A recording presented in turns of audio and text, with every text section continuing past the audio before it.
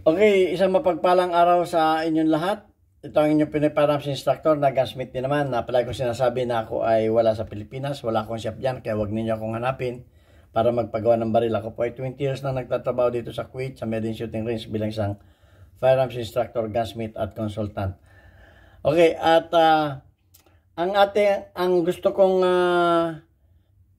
ibahagi ngayon sa inyo, ang pag-aaralan natin ay itong alien handgun na isang competition handgun na gas operated, at aalamin natin kung paano ito tinawag na gas operated. So ito ay binaklas ko na para mas maunawaan natin. Okay, at gusto ko lang batiin ang lahat, lalo tigit ang mga OFW sa anumang panig dyan, sa panig kayo ng mundo. Sana tayo ay walang sakit at mag-ingat tayo sa ating pagtatrabaho na huwag tayong maaksidente. Okay, at gusto ko rin na pasalamatan yung ating mga viewers na hindi nag-skip ng ads. Thank you very much dahil tayo nga po ay may 6 na estudyante na tinutulungan na anak ng mga single parent na ang ating kinikita o ating kinikita sa YouTube ay itinutulong natin sa kanila sapagkat tayo nga po ay wala nang pinapag-aral at okay naman ang kita natin dito sa ating kumpanya. Kaya yung matagal ko nang adikhain na tumulong sa mga bata ay ngayon ay tayo ay may 6 na tinutulungan. At dahil sa inyong mga tulong na pinadala ay nabibigyan sila ng pambaon at mga gamit na kailangan nila. Okay, at maraming salamat kay Noli Pisa America ng Virginia, USA sa kanyang pagpapalipad o pagpapadala sa ating premiere videos. Dahil yung una niyang ipinadala sa atin ay ibinili nga natin, yung isang bata, ibinili natin ng reading eyeglasses at gusto niyang magpasalamat at nagpadala siya ng video sa atin. Magandang umaga po. Gusto ko pong magpasalamat sa sponsor ko po na si Sir Noli Pisa America dahil po ako po yung nakapagpagawa ng salamin ko. Ito po. Ito po yung salamin na pinagawa po para po sa aking pag-aaral at para din po sa aking mata. Maraming salamat po at nawa pa marami pa po kayong matulungan. God bless. Okay, at sana marami pang tumulong sa atin para marami pa tayong bata matulungan. At ito yung ating GCash number na maraming salamat din sa mga nagpadala dyan. At sana marami pang tumulong kahit mga barya-barya, konti-konti. Yan ay malaki ang may tutulong sa atin, mga estudyante. Okay, at puntahan na natin itong alien. Okay, ito ay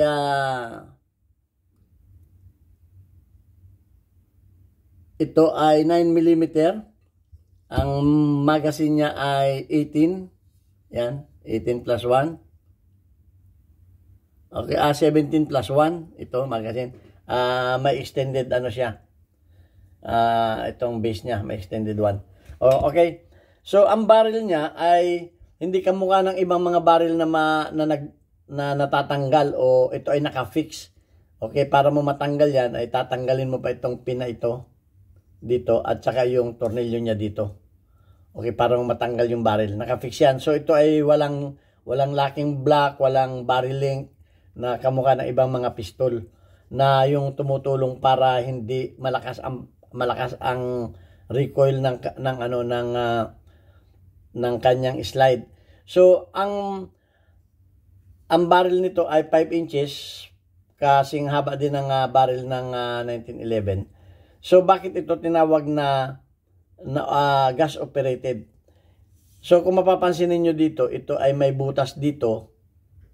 Ito. At ang dulo nito dito ay konektado dito sa chamber, dito sa barrel. May butas paano sa nanggaling dito sa barrel na to. So pagka nagkamero ng pressure itong barrel, pagka nagkamero ng pressure ay may lalabas dito na pressure. Okay, so pag pumutok ito, may lalabas dito na gas. Okay, yung gas na, yung powder na nasunog, may lalabas dito. At ano naman ang purpose nun? Kaya ito ay may konektado yung lumalabas dito na gas, na pressure, may lumalabas din dito. So ano ang purpose nun?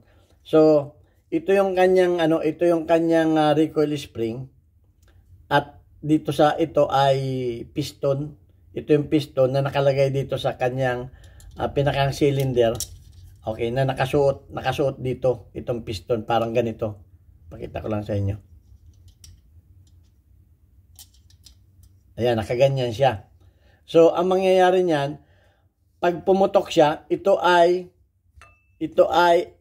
yung pag umislide yung kanyang piston, pag nag-recoil yung kanyang slide, pag ganyan, ayan o, pag ganyan siya, itong piston na ito ay itutulak ng gas na nanggaling dito sa loob ng barrel.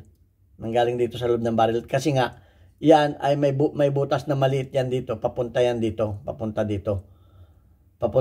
So, sa halip na ang kukontra lamang sa recoil niya ay itong spring lang ang kukontra sa recoil niya, yung gas naman ay itutulak din pabalik yung itutulak din ng itong piston na to yung kanyang slide, dahil nga may pressure na nanggaling dito, nanggaling sa loob ng barrel. So, naunawaan ninyo. Dahil yan ay paganyan, okay, dahil malambot ang spring niya, yan o, kayang-kaya na sa daliri, ay ito naman ay itutulak naman ito ng pressure pabalik, dahil nga meron siyang piston, itutulak itong piston na to pabalik. So yun ang purpose nito. So napaka high-tech na nitong, masabi ko na isa na itong high-tech. Nag-evolution na talaga ang mga handgun ngayon. So ang kanyang barrel ay internal. Ito naman yung kanyang barrel. Okay? Pakita ko sa inyo yung barrel. Ayan. At sorry. Mababas na naman tayo. Pasensya na. Nakabanta yung ating mga baser diyan. Okay, ang kanyang yung kanyang hammer. Ito yung hammer niya ay internal. So hindi ko masasabi na ito ay striker dahil ito ay may hammer. Ayan yung hammer niya. Okay? At yung hammer niya ay i-disconnect. Ito yung shear. Ito yung shear niya, oh. Ito yung shear. I-disconnect ng disconnector dito. Pag ito ay kinalabit ninyo, yung disconnector niya ay susundutin ito. Kaya yan ay at pag kinasan ninyo, yung kanyang hammer ay pupunta sa cock position. Ito yung cock position niya.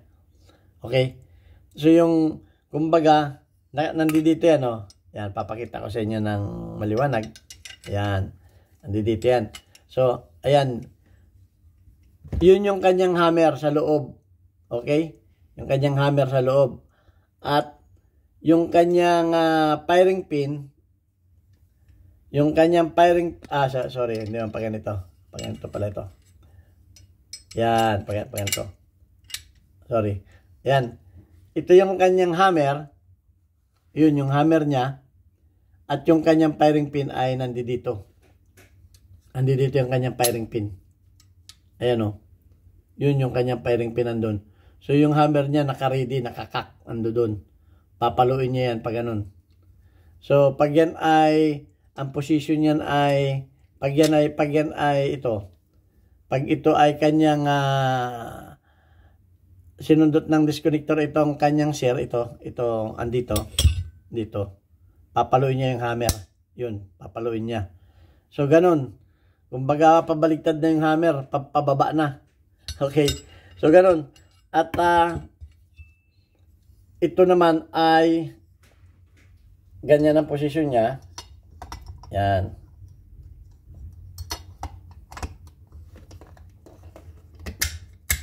Yun, ganyan ang posisyon niya. So, yan. At ito ang sa ibabaw. So, ganito yan. Pag pumutok siya, yan, ay magre-recoil yan. Magre-recoil. Okay? So, ulitin ko, yung gas niya ay pupunta dito sa loob nito at itutulak naman itong piston na to para tulungan niya yung spring na wag itong sumagad na ganun. Wag lumakas ang palo na ganun. Ay itutulak siya ng pressure nito. Okay, itutulak ng pressure itong spring sa loob, itong piston. Ayan o. Ito yung piston niya. Ito yung piston niya. At yung kanyang gas ay andi dito sa loob niya, itutulak niya to. So, malambot siyang ikasa. Okay, malambot siyang ikasa. At ito naman ay dito nakalagay. Ayan. Nakaano naman siya dito. So, pagka ikinasa ninyo, ito ay itutulak naman ng slide para mag-cock siya. Ganyan. So, yan ay nakalagay siya dito. Yan, nakalagay siya dyan. Nakaganyan siya. So, ayan ang forma niyan. At ang kanyang shape ay trigger safety. Ayan yung kanyang shape, parang Glock. Ayun o. Yun. Ang kanyang release button magazine ay pwede ninyong baliktarin ito. Pwede ninyong ilagay sa kabila. Pwede ninyong gawing ambi. Okay? So, ang kanya namang slide stop ay ito. Okay? So, pagka yan ay naglas,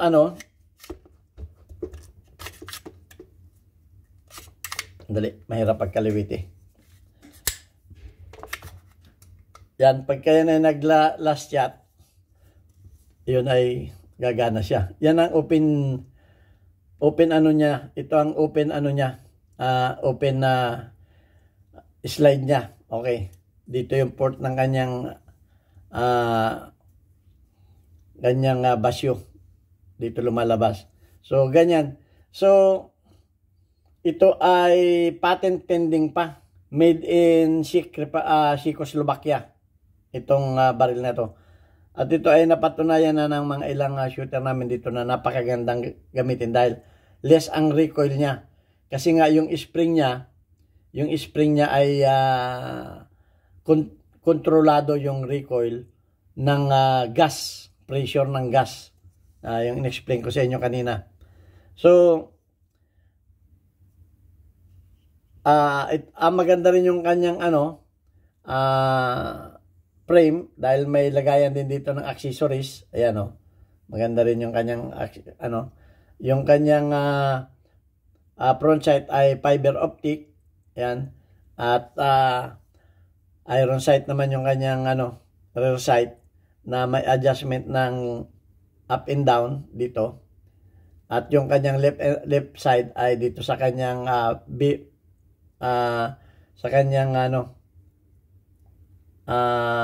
dovetail. Beaver tail na naman masabi ko. Okay. Dovetail. Naka-dovetail siya dito. Okay. So suma total, ang masasabi ko dito ay ito ay napakagandang pang competition gun. Ito ay kumbaga magaling din yung nito, yung nag-design nito dahil yung recoil niya ay less ang recoil niya. Magaan yung slide niya at medyo lang, kung hindi kayo, ang masabi ko lang dito ay napaka-komplikado rin ng mga parts dahil maliliit lang ang mga parts. At sa tingin ko matibay din itong baril na to. Dahil maganda ang bakal niya, maganda ang serration niya, ayan At napakaganda ng design niya para sa pang-competition. Bull barrel din siya. Ayan. At madali rin siyang baklasin. Okay? At anuhin lang ninyo itong pin dito. Pagkatapos ay matatanggal na ninyo itong itong ibabaw niya. Okay? At ang isang disadvantage lang dito ay dapat ay maano kayo maglinis ng barrel. Okay? Dahil ito ay dahil may gas dito, itong piston na to ay nagkakamero ng carbon ito. Yan lang ang disadvantage na nakikita ko dito. Na dapat ay masipag ninyo kung lilinisin ito. Itong part na ito at saka yung loob nito. Na wag magbabara yung butas na maliit na nanggagaling dito sa loob ng chamber. Okay? Dahil ito ay yung pressure na nanggaling sa loob ng barrel ay lalabas dito sa butas na ito. Diyan sa butas na yan, lalabas yan dyan. Yung pressure niya. So, importante na hindi magbara yung kanyang butas papunta dito sa ano na to. Dito sa pinakang cylinder na to. Ito, pinakang cylinder. Dahil ito ang piston niya. Ito ang pinakang piston niya. Okay? So, yun ang disadvantage lang na nakikita ko dito sa baril na ito. At napansin ko na napakaganda ng klase ng bakal nito. Ito ay Arms Czechoslovakia. Laugo Arms Czechoslovakia ang ano nito. Ang company nito. So, ang ganda niya. Masasabi ko na ito ay maganda at hindi ko alam ang price. Siguro mahal ang price nito. So ang barrel niya ay sa halip na bushing dito, naka-fix yung bushing niya, natatanggal ito para ninyo matanggal itong barrel na to. Ay tatanggalin ninyo yung dalawang tornilyo na yon, yung dalawa para matanggal itong nasa dulo na ito pinaka-bushing. Pagkatapos ay may tornilyo siya dito. Ayan oh. Ito yung kanyang tornilyo dito. Yan, naka-tornilyo siya dyan. Yan, diretso yan sa barrel ito. Itong screw na to. Okay. At naka-ano lang siya dito. May ano siya dito. May pin siya dito para matanggal din ninyo itong grip. Actually, ang ginawa ko lang dito ay hindi ko maalaman ang isip nitong mga Arabo na to dahil pag ayaw nila ng kulay, kahit paanong mahal niyan, bibilhin nila yan. So wala itong sira dahil nakakita lang siya ng pure black ay kumbaga ito ay itsapwera na. Ay napakamahal ito. Mahal itong, sigurado mahal ito. Ang style nito ay parang kinuha rin sa STI na natatanggal din itong kanyang lower grip ng assembly kasama yung trigger assembly, yung kanyang trigger guard. So ayan, at sana nakapulutan din ninyo ng kaunting kaalaman lang. Okay? At maganda rin kasi yung nalalaman natin yung mga iba-ibang mga modelo ng baril, yung mga design. Okay, so babasahin ko lamang ngayon yung ating weekly highlight, spotlight, sa ating mga community spotlight. Okay? Ang ating community spotlight ngayon, weekly highlight of your most engaged audience members including your top commenters. Okay, nagbabalik si Tommy Aparisi na 100 plus ang engagement. Si Dan Prudencia ay 20 ang engagement. At si Amboy Llanes ay 38 ang engagement. Si OFW Pinoy ay 1 ang engagement. Si Lorenzo Nudes ay 46 ang engagement. Okay, shout out kay Tommy Aparasi, Danilo Prudencia, Amboy Llanes, OFW Pinoy at Lorenzo Nudes. Okay, hanggang sa muli natin video. God bless us all. Thank you very much.